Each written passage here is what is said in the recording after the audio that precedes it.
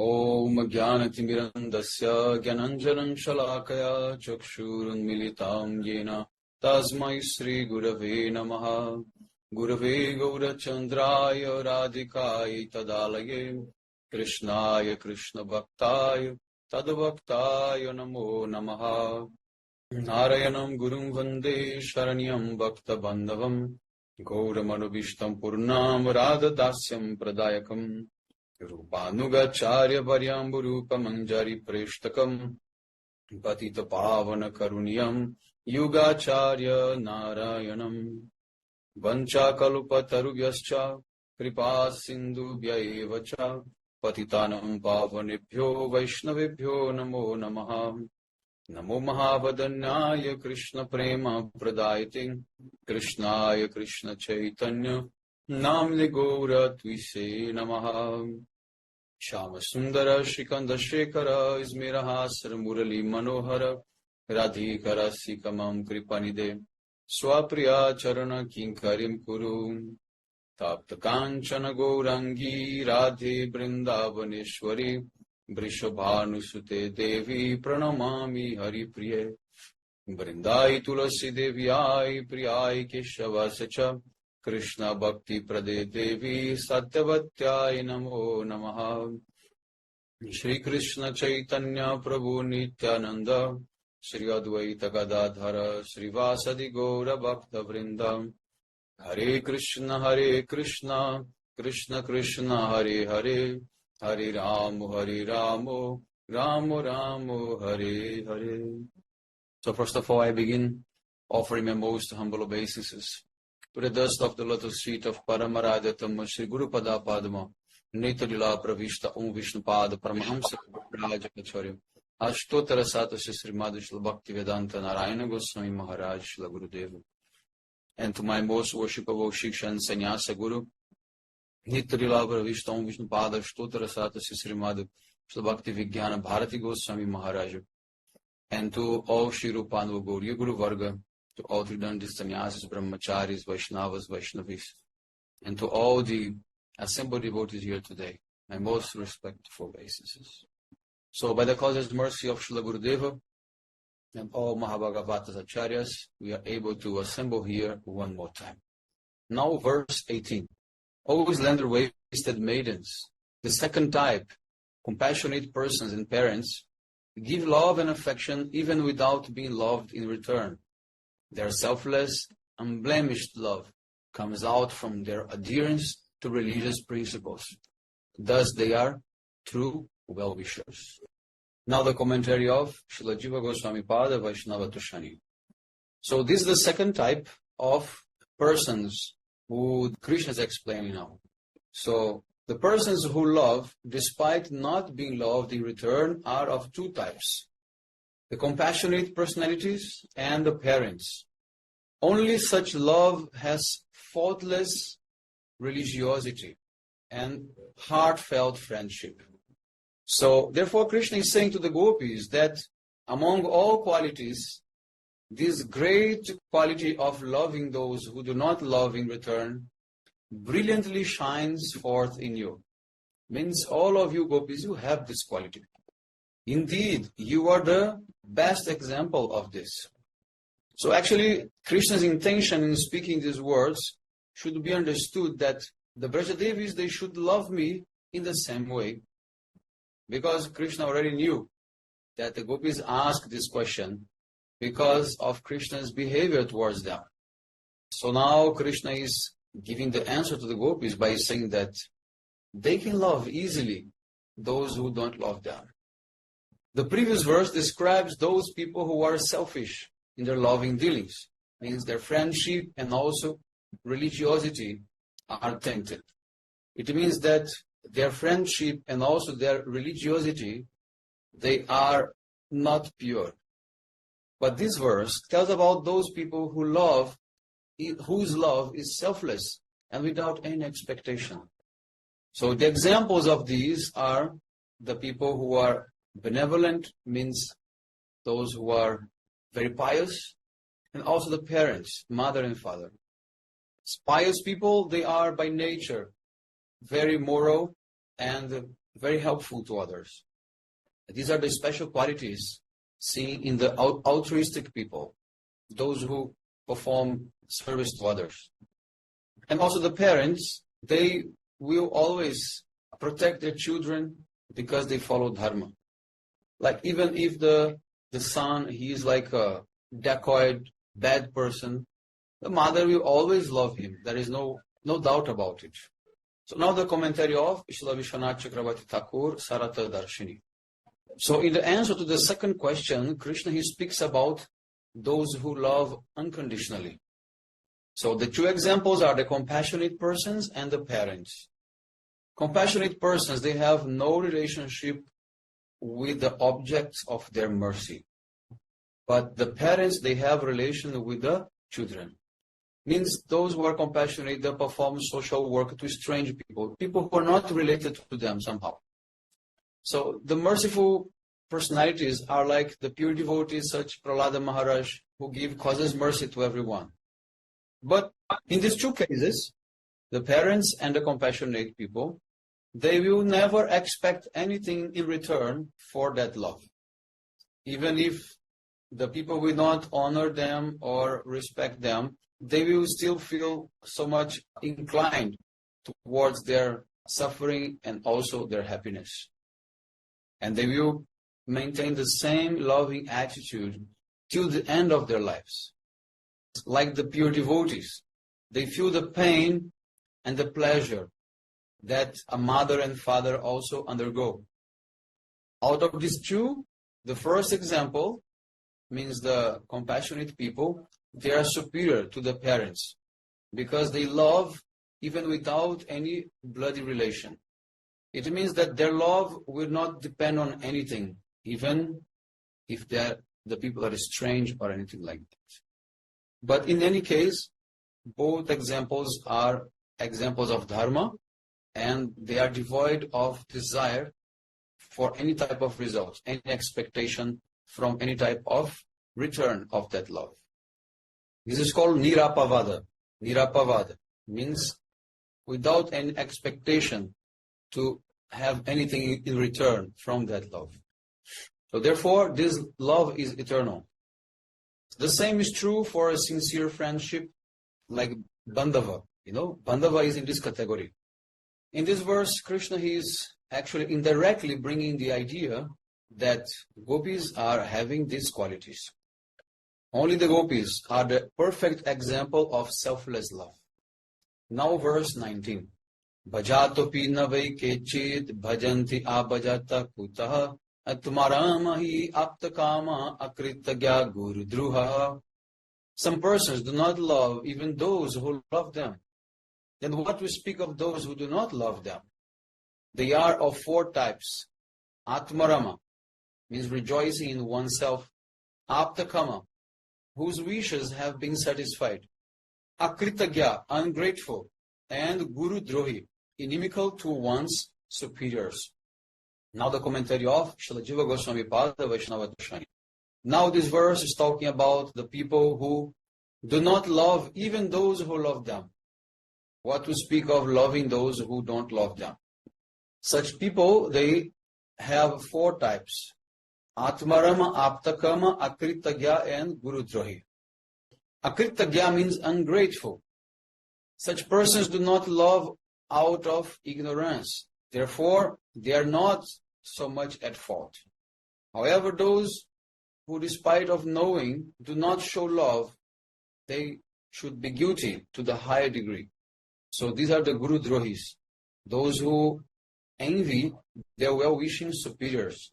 Here, Guru means parents, teachers, elders, and also the spiritual master. Although the word Guru Drohi does not apparently have any special meaning, yet in the secondary sense, it indicates one who does not show any appreciation to his benefactor, to those who are giving them some type of support. So those in this category, they are devoid of dharma, artha, surida means friendship, and doya, compassion. So here, it's very clear that Krishna is cruel, very cruel, because he abandoned the Braja Gopis and disappeared. So it means Krishna is in the category of Guru Drohi, because gopis are Krishna's benefactor, Krishna's well-wisher. So therefore the gopis, they concluded, even though we love Krishna, he does not reciprocate with us. So he must be of those who do not return love. So therefore he must be in the category of Guru Drohi. Now the commentary of Srila Vishwanath Chakravarti Thakur. So in reply to the gopis' third question, Krishna speaks this verse, telling about those who do not love, even those who love them. They are of 4 types, and each one is inferior to the previous one. Means Atmarama, Aptakama, Akritagya, and Gurudrohi. Means Gurudrohi is the worst, then after comes Akritagya, and like this. Atmarama are those who are enjoying within themselves, and they are complete by themselves. They feel satisfied alone. They don't need others. One more quality of the Atmaram is that they are not conscious about what is going on externally. Okay? They are totally absorbed inside. The Aptakamas, they are aware of what is going on externally, but they are Purnakam. They are self-satisfied. So, therefore, they have no interest to enjoy anything externally. These 2 categories are not bad. But the last 2, Akritagya and Gurudrohi, they are bad. So, Akritagya means the ungrateful persons. They want to enjoy others, but they don't know how to reciprocate properly. They ask people to do many things for them, but they don't know how to also do things for people. And they usually forget what people have done to them, and they don't know how to be grateful. And the last one is called Guru Drohi. Means they accept favors from others, but they do not admit to become indebted by such type of service they perform. And without any reason, they become inimical towards those who help them. Those who have some reason to act like this, they are minor offenders. They are called Alpadrohi. Another type of Guru Drohi is to denounce those who are maintaining and nourishing you.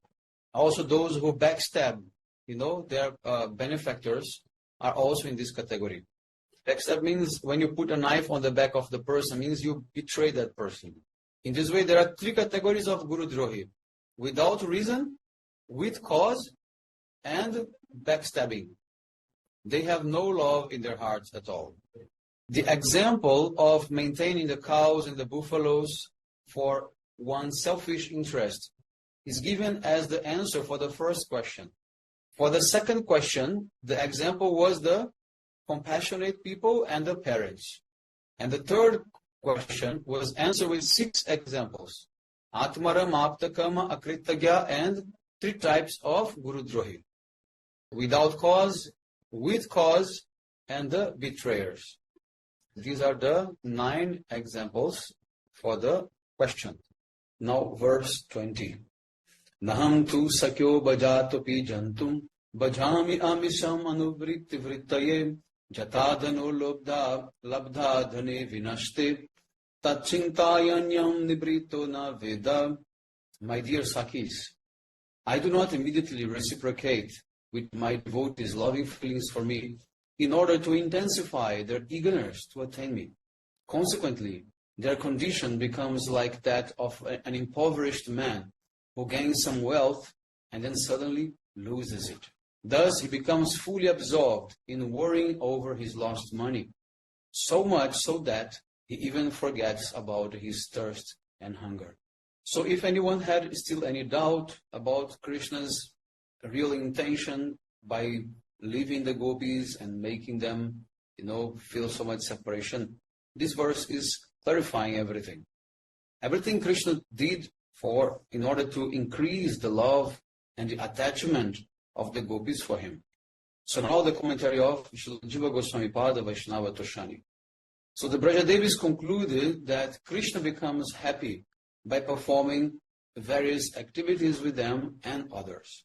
So in this way, he cannot be in the category of Atmarama or Aptakama.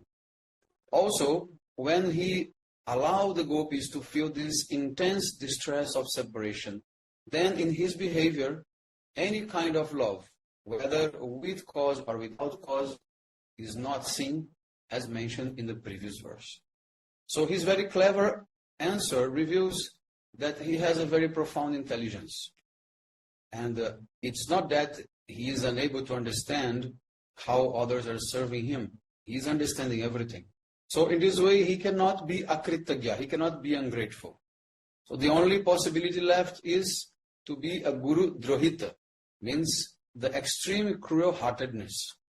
So actually the gopis, they wanted to prove that Krishna is akritagya. But while he was answering the question, actually he was implicated even in more faults. By seeing this, the gopis, they became very satisfied and they started giving signal to each other through their eyes and smiles. So in this way, they asked this question to prove that Krishna, he is cruel-hearted. Then Krishna say, "Oh Sakhis, some people do not love me, but still I love them. From my side, this love is the most excellent love. So what can be said if someone really loves me?" Means Krishna is saying that he loves even those who don't love him. So what to speak of those who love him? He will love even more. So Krishna is saying, I do not fall in any of the four categories that you have mentioned as Atmaram, Aptakam, Akritagya and Gurudrohi. I do not show my love to those who love me. I have explained this to my great devotee Narada. O Narad, I do not live in Vaikuntha. I do not reside in the hearts of the yogis. Rather, I reside where my devotees are singing with love my glories. O Sakhis, this statement confirms that I always stay near my devotees or those who love me. However, the special thing is that I do not give them the charity of showing myself to them. Rather, I reside near, but secretly. So it means Krishna is saying that although you are talking about me, does not mean that I should come among yourselves. I will be near you, but in hidden way. Don't think that you love me and I do not reciprocate. I was very close to you all the time, but because I was hiding, you could not see me. So in this verse, Krishna is saying, I do not love those who love me. It means that the gopis are also included in that. But before Krishna speaks such a cruel words, actually he experienced a very intolerable pain in his heart. He was extremely disturbed by this pain of having to say that. In this way, Krishna, he is saying to the gopis, I am not Atmaram. Rather, I enjoy lying with you. Means he is not self-satisfied. He depends on the gopis to be satisfied. And I do not only show indifference towards you, I show that to others as well. I am indifferent to all living entities as well. So don't be worried if I seem only to disregard you. It's not like that. It's not only for you. It may happen to anyone. But the gopis, they may say, oh, you have affection for us, but why do you show that you do not love us? Then Krishna replied by saying, oh, I want to make sure that every living entity will always meditate upon me uninterruptedly. Therefore, I do not reciprocate openly with everyone. And I do this in order to intensify my devotees' love for me to the highest degree. Then when their love reaches the state of maturity, then only then they can meditate on me continuously. It means like samadhi, unbroken meditation. From this statement, we can understand that the yogis, they will try to go into samadhi by developing a state of bliss, ananda. But in bhakti, you may achieve samadhi by developing the state of full distress and anxiety by not seeing Krishna. That's why bhakti is very high, because not everyone is ready to accept such type of condition because suffering is too much. But those who are able to accept this situation, from this suffering, the highest type of bliss can manifest, even higher than the yogi's bliss. So therefore, gopis are much higher than the best yogis. So to that, the gopis, they reply by saying, we are always meditating on you, very focused, and all the time we are worrying about you. So why do you act like this with us? Then Krishna says, yes, this is true, but nevertheless, I want to ensure that prema reaches the super special state of complete maturity. So therefore, I do not reciprocate openly with you. We can compare Krishna here with the sports coach, understand? Like a trainer.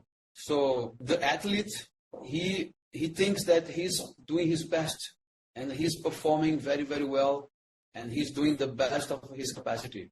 But in the presence of the coach, the trainer, he can actually do even a little bit more, better. Because the trainer will push him to really come to his limit. That before he thought it was already, but it was not. So from the gopis' perspective, their love is enough. Whatever they are doing, this is already enough. But from Krishna's perspective, it's not yet complete. So Krishna wants them to do a little bit more. So Krishna is pushing them so that they can actually come to the real limit. So Krishna also, he gives one other example. He says, if a poor person receives some wealth and then loses it, he will become completely absorbed, worrying about his lost money. And then he'll forget about anything else. So that agitation in the heart of that poor person will make him become even more attached to his wealth, to his lost wealth. Just like if you are poor, very poor, you may lament that you are poor. But if you suddenly get like millions and millions of money and then you lose it after that, you will lament even more your poverty. So in this way, Bhagavan, he subjugates everyone by his beauty, qualities, pastimes, etc.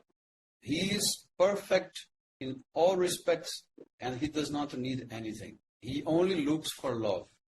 He is totally detached in all respects and he is equipoised in every circumstance. He does not expect the return of any favor that he does. In this way, he is like the compassionate personalities like Prahlada Maharaj and also like the persons like mother and father. But his well-wishing behavior is even much greater than all of them. The reason for this is that the love that controls Krishna is not easily obtained by anyone. But he can bestow this love, which is the crest jewel of all goals of human life, means Krishna Prem. So because he gives Krishna Prem to everyone, he is the most benevolent, he's the best giver of all, he's the best compassionate of all.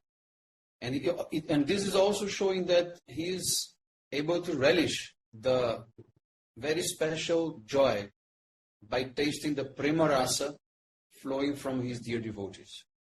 So, for that, he has to be in separation in order to increase that love. So when he will relish that love, it will be even more relishable for him. And in order to do that, he will also have to suffer the pain of separation from his dear devotees. The greatest example of that is when he left Vrindavan and he went to Dwarka. He was suffering Dwarka in separation. He was not happy by that. And this is showing how Krishna is the most austere person, is the most renounced person. Because in order to achieve the highest love, he is able to tolerate even the most painful thing. It would be very much easier to remain in Vrindavan, already enjoying a very special love with all the gopis. But because he wants more, he has to accept the pain of separation. And then when he comes back to Vrindavan, then he will meet again and then he will taste that highest love. So Krishna has the 6 opulences. Ashwarya samagra savirasya sasasya jnana vairagyas. Jnana vairagya. Krishna is the most renounced one. So this is one example of Krishna's renunciation.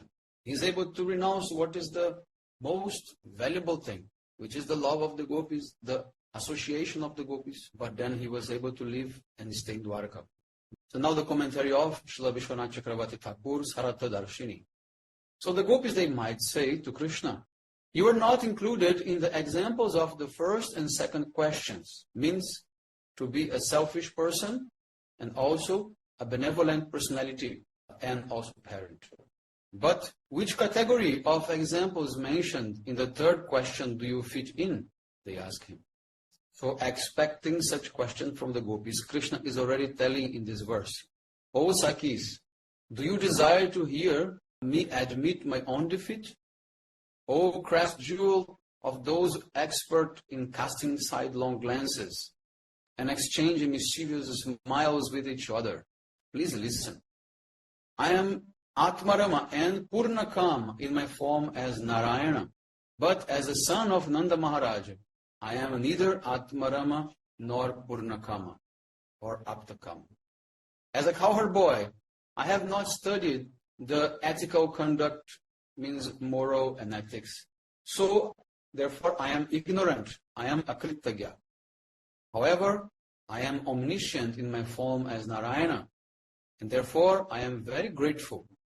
So what Krishna is saying is that as Krishna, he is not omniscient. He is Mugdha. He is ignorant. Therefore, he becomes ungrateful because he does not know what actually the devotees are doing for him. So therefore, he is called Akritagya. He is ungrateful because he is not aware of what people are doing or not for him. But as Narayana, he is fully omniscient. He is Sarvagya. Therefore, he knows exactly what everyone is doing for him. So therefore, he becomes grateful to everyone. And I have satisfied you over and over again by doing so many sweet pastimes with you. Only once I abandoned you. And due to this offense, you are accusing me of being Guru Drohi. But now I have come back and I am giving you all the bliss of seeing me again. Therefore, I am not a Guru Drohi. But the gopis, they might say, then please tell us, in what category do you belong to? So expecting such question from the gopis, Krishna, he spoke this verse by saying that, I do not show my affection to the devotees who are worshipping me. Then the gopis say, so how are you different from the other types? And Krishna answers, my devotees worship me by loudly singing my names. And to protect their worship, I do not acknowledge them outwardly, their love. I do not acknowledge that their love, means openly. Means you may not know if I am grateful or not. And you may not know if I am satisfied, pleased or not. So you are unable to understand my intention. I am telling you about my nature, so listen. Those who are seriously engaged in worshipping me, they develop humility when they are able to have my darshan, despite of the intensity of their sadhana. So here Krishna is giving to the gopis a little bit of, slap on their pride. Krishna is saying those who are doing real sadhana, those who are sincere, they will never think that they deserve to see me. They will always think they have not done enough. Therefore, they are not able to see me. They will think I am certainly an offender. That's why I'm not getting the even one drop of Krishna's mercy fall on me. So by that behavior, every moment, their detachment from worldly things and their humility will increase. Thus, there is no chance for lust and anger to develop, and their bhakti for me will intensify. So this is how I protect the sadhana of those who have not yet achieved perfection. But to those devotees who achieved perfection already and developed prema, I also do not show my love in order to protect their mode of sustenance, which means their attachment to me. I give them just a glimpse of me and then I disappear. And then that we can see in the life of Chaitanya Mahaprabhu. When he went to Gaya and then received Diksha, as he was coming back to Navadvip, in one small town, village, he got darshan of Krishna, very brief spurti of Krishna. And then he became completely mad and attached to Krishna like that. So that will increase their attachment to me, and they will become like penniless, like beggars, who just unexpectedly receive so much money, and then suddenly they lost it. So such a person will become completely immersed, worrying about that money, and he will forget even his hunger and his thirst. In this case, their attachment for me will increase, and this is what I desire. Outwardly, I do not show my affection, but in secret, I give them even more love. In this way, I am even more merciful. And you are the example of the middle question, that is, those who love in spite of not being loved. So some people think that if I give my darshan to my devotees, it means that I love them. Otherwise, if I don't show, it means I do not love them. But this is completely illogical. That is why I have declared, Je jatha mam prapadyante tam sattiva bhajamyaham. As all surrender to me, I will reciprocate accordingly. Bhagavad Gita 4:11. In this way, this is the end of the commentary of Srila Vishwanath Chakravarti Thakur. This verse is very important to really understand Krishna's intention and the gopis' expectation. Actually, this whole sequence of last 2-3 verses are very, very important. Verse 21. Evam madartu jittaloka veda swanam hivo mai anuvrittaye balaha maya paroksham bhajata tirohitam masuitum marhata tat priyam priyaha. O tender maidens, there is no doubt that for my sake you have given up all social etiquette, the path of religion prescribed in the Vedas, and all your near and dear ones, wanting to ensure that your mindset remained fully fixed on me. I went into hiding, but was continuously loving you the whole time and listening to your professing your love for me. Please do not see any faults in my love. You are my beloveds, and I am your lover. Now the commentary of Srila Jiva Goswami Pada Vaishnava Tushani. So Krishna spoke this verse to tell the gopis that he was indeed very close by them the whole time. Srimad Bhagavatam 10:29-5, it says that one gopi who was milking a cow dropped what she was doing and went to Shri Krishna. So Krishna is saying, for my sake, you gopis have given up everything, all religious principles mentioned in the Vedas, the social conduct, and the relatives and friends. It is practically impossible for a weak person to give up all these things. Nevertheless, you have done this and came to me. It is not proper for you to accuse me of neglecting you.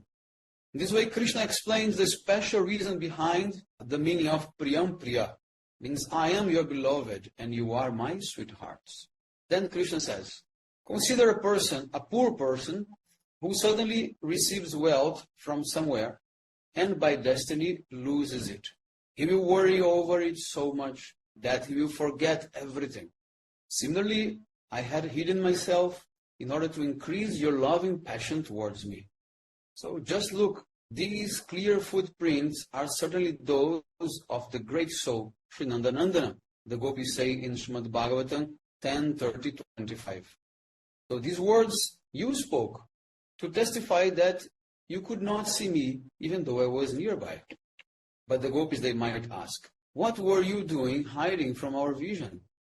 Then Krishna replies, I was relishing your love talks and appreciating your affection for me.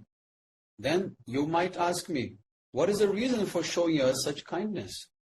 You gopis have given up your husbands, children, brothers, friends, all Vedic dharma for my sake.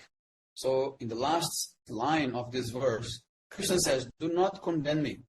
I am your lover and you left everything for me.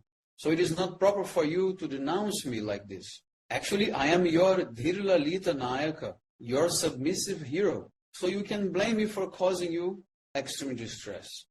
Then the gopis, they answer, how can such accusation be proper?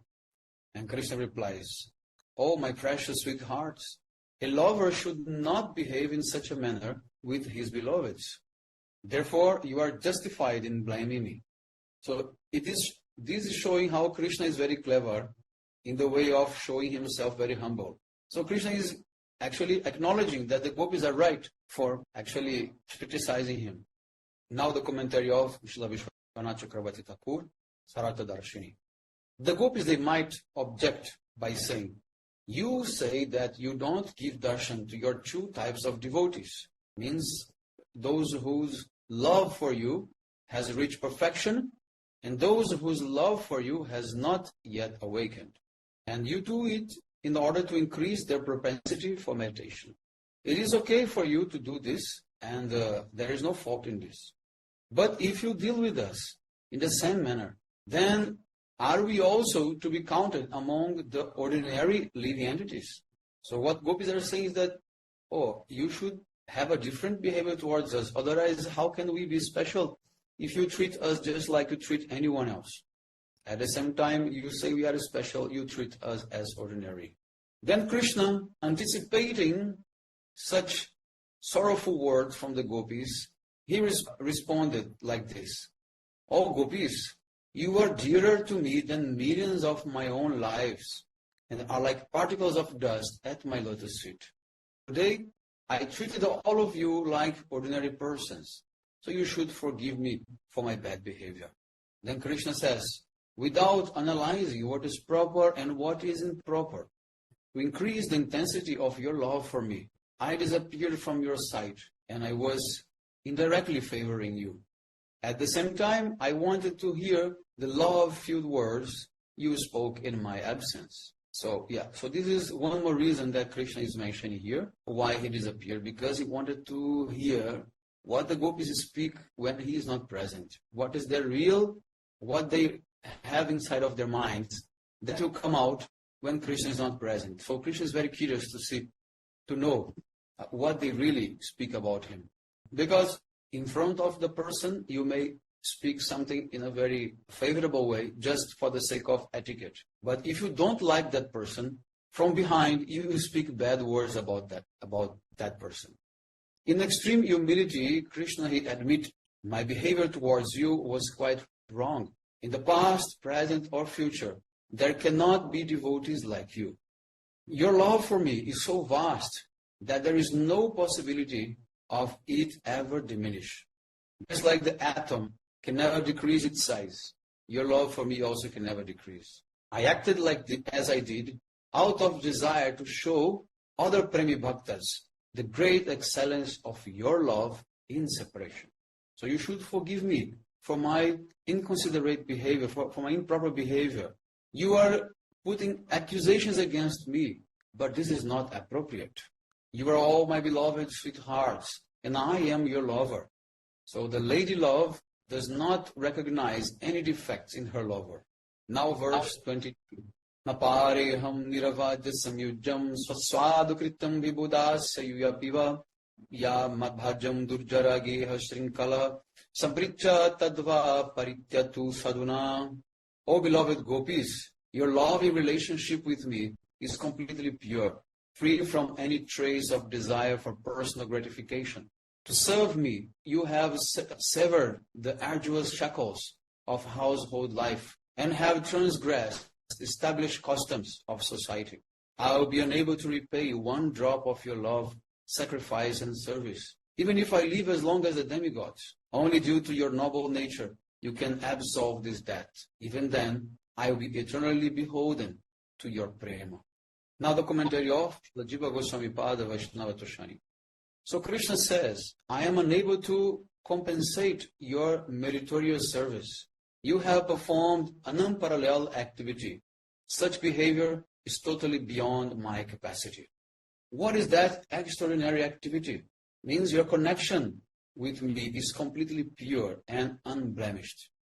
Although my meeting with you appears like mundane lust, actually it is saturated with unalloyed pure love. Your attachment to me is one-pointed, your hearts being focused exclusively on me, as your husbands have never even touched you. You are young brides from respectable families, and you have taken shelter of me only after breaking the shackles of domestic life. And these will completely destroy the comforts of the family life for happiness in the next life. But anyhow, you have surrendered fully unto me with supreme affection, but my love is actually lacking in so many other places. I am not one-pointed, so I am unable to return the same type of love to you. So then Krishna continues by saying, even great mathematicians cannot calculate the span of time. This span of time means the life of the demigods. Even if I receive the infinite lifespan, which is beyond count, I will still be unable to offer a suitable restitution of your virtuous activities.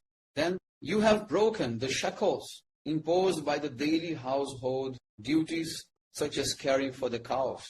Furthermore, you have served me by abandoning the bondage of family affection, but I could not do the same for you. So the purport of this is that by one's own strength, no one can ever break the shackles of domestic life, which are very difficult to break. It is possible to give up this attachment somewhat, means a little bit, in the heart, but it's very difficult to show it externally. However, you, gopis, have shown your love for me by cutting the knots of the household life. But I, on the other hand, have not surrendered unto you without expectation, as you have done for me. Therefore, I do not have the ability to reciprocate your love. Now, to conclude his commentary, Srila Jiva Goswami Pada, he says that I surrender unto Sridhara Swami, which is one of the commentators of the Bhagavad. Being pleased with me, he keeps me under his shelter and nourishes me by bestowing upon me the unlimited wealth of transcendental mellows. Now the commentary of Srila Vishwanath Chakravarti Thakur, Sarartha Darshini. So Krishna says, "Oh my dear beloveds, listen to the thoughts which are in my mind. Our meetings are devoid of any mundane lust or fruitive desires. They are beyond social etiquette and the scripture injunction.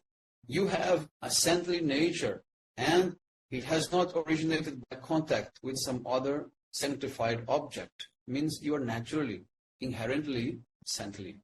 Even if I received the lifespan of a demigod, I would not be able to repay my debt to you in full." With this intention, Krishna speaks this verse, beginning with Napareham. So Krishna says, I am unable to repay you for even one single favor that you have rendered to me. You have broken the family ties, that is the love and affection of husbands, in-laws, fathers, brothers, etc. And after breaking these bonds, you do not keep any connection with them, unlike the immature mystics who continue to harbor attachment to family. However, on my side, I adore you, and at the same time, maintain a loving relationship with all others, including my father, mother, brothers, friends, and relatives. So, with you, gopis, I am not able to keep my vow to reciprocate with devotees in the same mood in which they surrender unto me. Jajatamam prapadyante tamstateva bhajamyaham. But Krishna promises in Gita 4:11. Krishna promised to reciprocate in the same way the devotees, they will surrender to him, but with the gopis he cannot maintain his words. It is impossible for me to repay you in any manner. Your good character itself should be your reward. It is only out of your magnanimous nature that I can be absolved of this debt. But in reality, I shall always remain obliged to you. This is the mood of Krishna. So Krishna is telling to the gopis very clear that, the only way you should be satisfied, this is with your own good intention. Because from my side, I can never satisfy you the way you expect. So hearing all this talk that Krishna is doing, the gopis, they thought, Krishna, the Supreme Lord, is full with all transcendental qualities and devoid of even the slightest defect. He is the highest authority in the loving dealings. Yet he is proclaiming the superiority of our love and minimizing his own love. He is giving up his own superior position in order to serve us and remain eternally in our debt. And the gopis say, therefore we are unfortunate because we wanted victory over him, but he is eager to establish his own defeat before us. Actually, he wants to broadcast the excellence of our love to everyone, but we cannot be like him. As a result, Krishna's love has surmounted us. So you see this very beautiful conclusion of this commentary. Both sides are saying that their love is less. Krishna say his love is less. Gopis also say their love is less. And this is what we call the battle of love.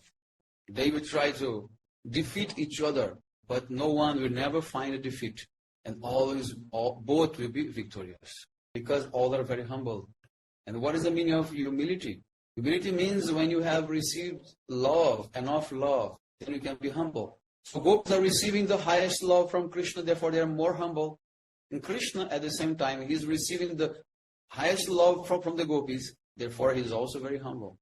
Krishna says, I cannot repay your love because your love is superior. But the gopis say, oh, because he wants to promote our love, means that his love is higher than ours. This is the beautiful conclusion of this shloka. My pranams to all. Vanchakalpatarvesha kripa sindhu bevacha patitanam pavanibhyo vaishnavibhyo namo. Hare Krishna, Jai Gurudev, Hari Bol.